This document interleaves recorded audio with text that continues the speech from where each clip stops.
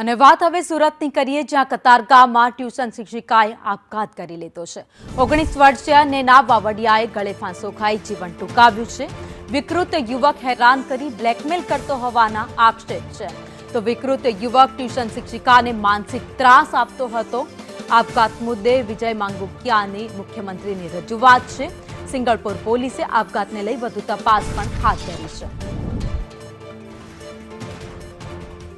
19 વર્ષીય શિક્ષિકા જે બાળકોને અભ્યાસ કરાવતી હતી, જેને એક વિકૃત માનસિક યુવક હતો, જેને સતત હેરાન પરેશાન કરતો હતો, જેનાથી કંટાળીને તેણે મોતને વહાલું કર્યું। સુરતના કતારગામ વિસ્તારમાં 19 વર્ષની પાટીદાર દીકરી આપઘાત કર્યો છે। નીલ નામના યુવકને સતત ત્રાસ આપવા હોવાના કારણે આપઘાત કર્યો છે। ત્યારે પરિવારજનો જોઈ શકાય છે, પરિવારજનો જે છે તે હાલ શોકના કરતાવ થઈ ચૂક્યા છે।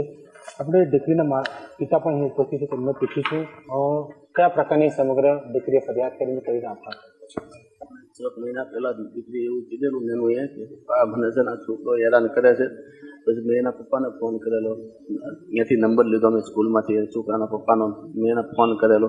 એ નીકળી તારી પાસે એનો નંબર કેમ તારો એની પાસે ગયો કે એની કાકાની છોકરી ત્યાં ભણવા આવે છે, કોઈ મૂકવા લેવા આવતી હોય છે, આ આવતો હોય છે। પછી એને મૂકીને અહીંયા ઠેઠ મારા ઘર સુધી આવતો હતો। એક જ વાત છે કે આ પ્રકારના નરાધમો, જે વિકૃત માનસિકતા ધરાવતા નરાધમો છે, એને કાળા કાચની ગાડીઓ હોય એને ડિટેન કરવામાં આવે અને એમને જેલના હવાલે જેલના સળિયાની પાછળ મોકલવામાં આવે અને કોર્ટના માધ્યમથી જે આ પ્રકારનું કૃત્ય કરનારા લોકો, જે આત્મઘાતી પગલું લેવા મજબૂર કરનારા લોકો છે, જે અસામાજિક તત્વો છે, એમને જેલના હવાલે કરવામાં આવે।